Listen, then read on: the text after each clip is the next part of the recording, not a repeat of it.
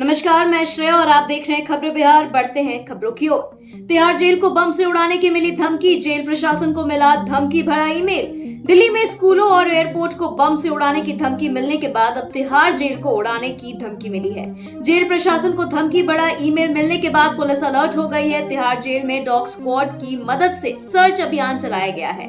हालांकि अब तक जेल से किसी तरह का बम या विस्फोटक नहीं मिला है। ऐसे में यह संभावना जताई जा रही है कि कहीं यह पहले की तरह अफवाह तो नहीं है, लेकिन इस तरह धमकी भरा मेल भेजने का मकसद क्या हो सकता है, यह सवाल लोगों को अब परेशान कर रहा है।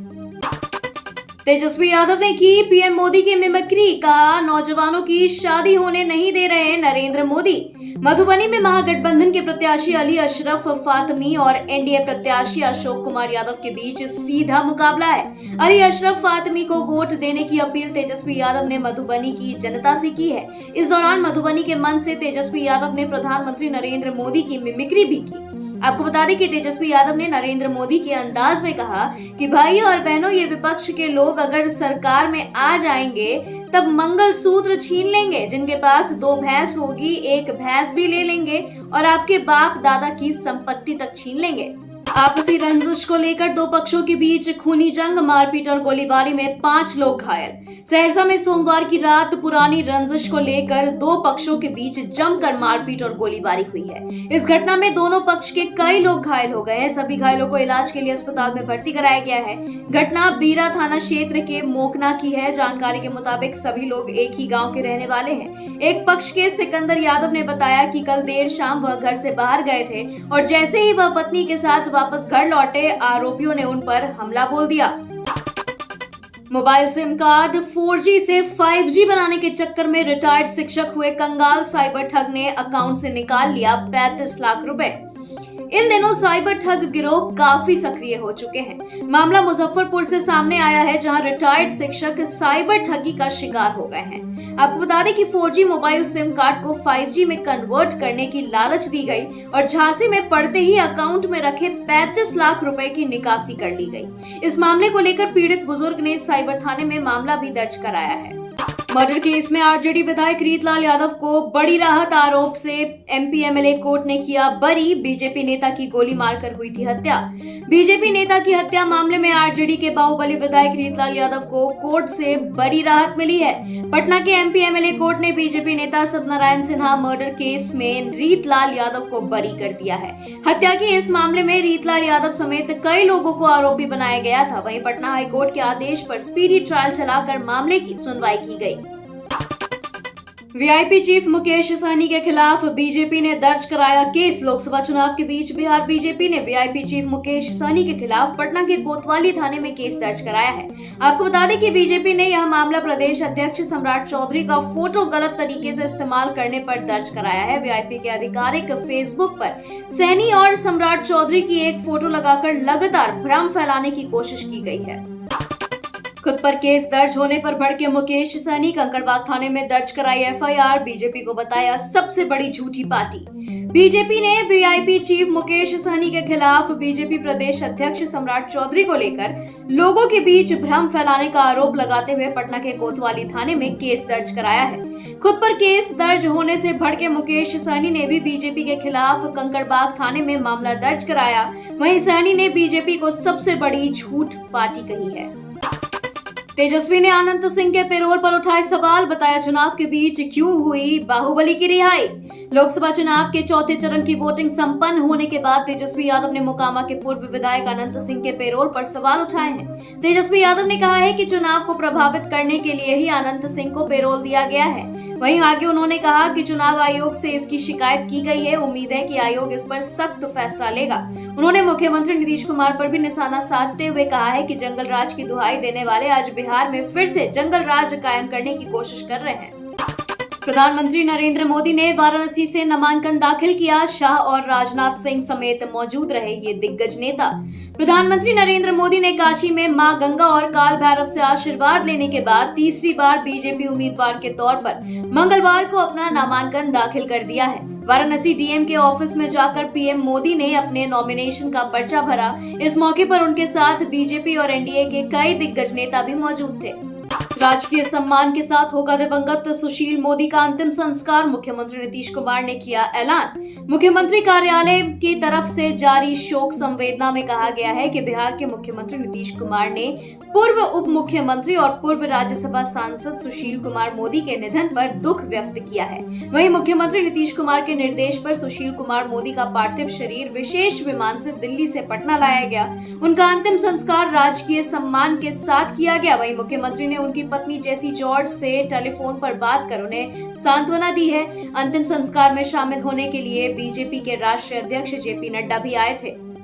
गिरिडीह में विपक्ष पर बरसे पीएम मोदी, कहा चोर और भ्रष्टाचारियों को चैन की नींद सोने नहीं दूंगा। झारखंड के गिरिडीह में प्रधानमंत्री नरेंद्र मोदी ने मंगलवार को एक विशाल चुनावी जनसभा को संबोधित किया। बिरनी में आयोजित इस जनसभा से पीएम मोदी ने कोडरमा और गिरिडीह लोकसभा क्षेत्र के उम्मीदवार के पक्ष में जनसभा को संबोधित किया है। इस दौरान नक्सलवाद से लेकर भ्रष्टाचार के मुद्दे पर पीएम मोदी ने विपक्ष पर जमकर निशाना साधा है।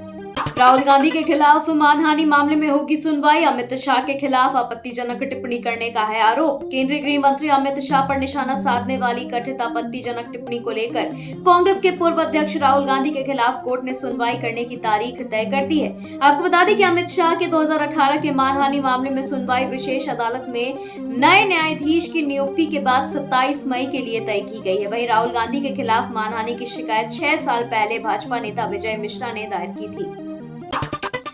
औरंगाबाद में दलालों ने जबरन करा दिया प्रधानमंत्री आवास योजना के तहत बनी मकान की बिक्री, पीड़ित ने डीएम से न्याय की लगाई गुहार। औरंगाबाद में एक अजीबोगरीब मामला प्रकाश में आया है, जहां जमीन खरीद बिक्री करने वाले दलाल ने आज एक महादलित परिवार को रोड पर जीवन बसर करने पर मजबूर कर दिया है। मामला औरंगाबाद नगर थाना क्षेत्र के टिकरी मोहल्ले की है। मामले की जानकारी देते हुए मदनपुर निवासी विनोद चौधरी ने बताया कि बिना उनके सास ससुर को नशे खिलाकर मकान को बेच दिया गया। यह मकान प्रधानमंत्री आवास योजना के तहत बनाया गया था। पार्टी की महिला सांसद से मारपीट के मामले में अपने पीए के खिलाफ केजरीवाल करेंगे कार्रवाई, सीएम हाउस में हुई घटना को स्वीकारा। दिल्ली के सीएम अरविंद केजरीवाल के सरकारी आवास में आप की राज्यसभा सांसद और दिल्ली महिला आयोग की पूर्व अध्यक्ष स्वाति मालीवाल से हुई मारपीट की घटना में आम आदमी पार्टी बैकफुट पर आ गई है। पार्टी की तरफ से स्वाति मालीवाल के साथ बदसलूकी की बात स्वीकार की गई है। वहीं खुद अरविंद केजरीवाल ने इस मामले में अपने पीए के खिलाफ कार्रवाई करने का भरोसा दिया है। जेपी सेनानी और बिहार राज्य नियोजन समिति के पूर्व चेयरमैन बाल मुकुंद शर्मा का निधन, लालू नीतीश के साथ शुरू की थी सियासत। पटना विश्वविद्यालय के छात्र राजनीति से शुरुआत करते हुए जेपी आंदोलन का नेतृत्व देने वाले और बिहार के राजनीति के सितारे पूर्व मुख्यमंत्री लालू यादव, वर्तमान मुख्यमंत्री नीतीश कुमार और पूर्व उप मुख्यमंत्री दिवंगत सुशील कुमार मोदी और पूर्व केंद्रीय मंत्री रविशंकर प्रसाद के साथी रहे बाल मुकुंद शर्मा का 14 मई को निधन हो गया, जिससे राजनीतिक जगत में शोक की लहर व्याप्त है। बीजेपी का काला चिट्ठा खोलेंगे, आपने शुरू किया वॉशिंग मशीन का काला जादू कैंपेन। आपने बीजेपी पर पाखंड का आरोप लगाते हुए कहा कि हम लोगों को इन दावों की सच्चाई के बारे में बताएंगे। एक नाटक का मंचन करते हुए आप स्वयं सेवक ने ईडी सीबीआई की भूमिका निभाई, जबकि कुछ अन्य आप वॉलंटियर्स ने अशोक चौहान, हेमंत बिस्वा शर्मा, अजीत पवार, मनीष सिसोदिया, सत्येंद्र जैन, संजय सिंह, हेमंत सोरेन और अरविंद केजरीवाल जैसे नेताओं की भूमिका निभाई। केजरीवाल भ्रष्टाचार का दूसरा नाम, कन्हैया के आने से आसान हुई है जीत, मनोज तिवारी। उत्तर पूर्वी दिल्ली लोकसभा सीट पर बीजेपी उम्मीदवार मनोज तिवारी ने दिल्ली के मुख्यमंत्री अरविंद केजरीवाल पर जमकर हमला बोला है। तिवारी ने कहा है कि मुख्यमंत्री आवास न लेने की बात करने वाले केजरीवाल आज राजमहल में रहते हैं। उन्होंने कहा कि चुनाव प्रचार के लिए सुप्रीम कोर्ट ने केजरीवाल के मुंह पर कालीक पोत कर उन्हें पेरोल दी है। 15 तारीख को अयोध्या में चुनावी रैली को संबोधित करेंगे समाजवादी के राष्ट्रीय अध्यक्ष अखिलेश यादव। समाजवादी पार्टी के राष्ट्रीय अध्यक्ष अखिलेश यादव अयोध्या लोकसभा क्षेत्र से इंडिया गठबंधन के प्रत्याशी अवधेश प्रसाद के समर्थन में 15 और 18 मई को क्षेत्र में जनसभा को संबोधित करेंगे। वहीं पार्टी के उम्मीदवार अवधेश प्रसाद ने जिसको लेकर एक प्रेस कॉन्फ्रेंस आयोजित कर जनसभा के मुद्दों के बारे में विस्तार से जानकारी दी। मध्य प्रदेश की सभी सीटों पर चुनाव संपन्न, सीएम मोहन यादव ने जताया जीत का भरोसा। मध्य प्रदेश की बाकी बची 8 सीटों पर 13 मई को चुनाव संपन्न हो गया है। इस दौरान प्रदेश के मुख्यमंत्री मोहन यादव ने कहा कि भारतीय जनता पार्टी के प्रति लोगों में पूरा विश्वास है और मतदाता फिर से प्रधानमंत्री नरेंद्र मोदी के नेतृत्व में भारतीय जनता पार्टी की सरकार बनाएंगे। अरविंद केजरीवाल ने कहा, बीजेपी ने मुझे जेल भेजा क्योंकि वह मुझसे डरती है। लोगों को संबोधित करते हुए केजरीवाल ने कहा, 16 मार्च को चुनाव की घोषणा हुई और 21 मार्च को उन्होंने मुझे जेल भेज दिया। इसका मतलब है कि वह चाहते थे कि केजरीवाल प्रचार ना करे। वे केजरीवाल से डरे हुए हैं। उन्होंने पिहोवा में लोगों को संबोधित करते हुए कहा कि मेरे पिहोवा में रिश्तेदार हैं। माराडोना के उत्तराधिकारियों का बयान, कहा गोल्डन बॉल ट्रॉफी चोरी हुई, नीलामी रोकना चाहते हैं।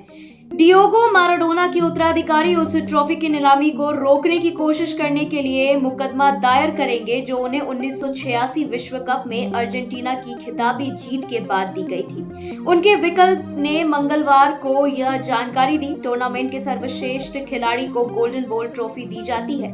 यह ट्रॉफी दशकों से गायब थी और हाल ही में दोबारा सामने आई। हो रही नई कोच की खोज, द्रविड़ के बाद लक्ष्मण सर्वश्रेष्ठ विकल्प, क्या लैंगर और गंभीर भी होंगे दौर में? राहुल द्रविड़ अगर पद के लिए दोबारा आवेदन नहीं करते हैं तो राष्ट्रीय क्रिकेट अकादमी के प्रमुख और भारत के पूर्व महान बल्लेबाज वीवीएस लक्ष्मण इस पद पर उनकी जगह लेने के लिए सर्वश्रेष्ठ विकल्प हो सकते हैं। बीसीसीआई सचिव जय शाह ने टेस्ट और सीमित ओवरों के क्रिकेट के लिए अलग अलग कोच रखने की संभावना से इनकार कर दिया है, लिहाजा एक ही कोच की तलाश होगी। लंदन फैशन शो में शामिल हुई आलिया भट्ट इस आउटफिट में बेहद खूबसूरत दिखाई दी। आलिया भट्ट को अब ग्लोबल स्टार कहा जा सकता है। अभिनेत्री ने वैश्विक मंच पर अपनी उपस्थिति दर्ज कराई है। उन्होंने गैल गैडोट की फिल्म हार्ट ऑफ स्टोन से हॉलीवुड में डेब्यू किया है। उनके प्रभावशाली प्रदर्शन ने वैश्विक दर्शकों का ध्यान खींचा है। सैफ अली खान ने हाथ से हटवाया करीना के नाम का टैटू, तस्वीर हुई वायरल। लोग बोले लगता है तीसरी बेगम आने वाली है। ऐसा लगता है कि सैफ अली खान ने अपने बाएं हाथ से अपनी पत्नी करीना कपूर खान के नाम का टैटू हटा दिया है। अभिनेता को 13 मई को मुंबई हवाई अड्डे पर देखा गया था और करीना के नाम के स्थान पर त्रिशूल का टैटू बनवाया गया है। तस्वीरें अब वायरल हो रही है। कैसा रहेगा आज बिहार का मौसम? आज का दिन का तापमान 41 डिग्री रहेगा और आंशिक रूप से बादल छाए रहेंगे, यानी कि मौसम ठीक रहने की संभावना है। वहीं रात की बात करें तो तापमान 29 डिग्री रहेगा और रात का मौसम सुहाना रहने की संभावना है। खबरों के सिलसिलों में फिलहाल इतना ही। मिलते हैं अगली अपडेट में। नमस्कार।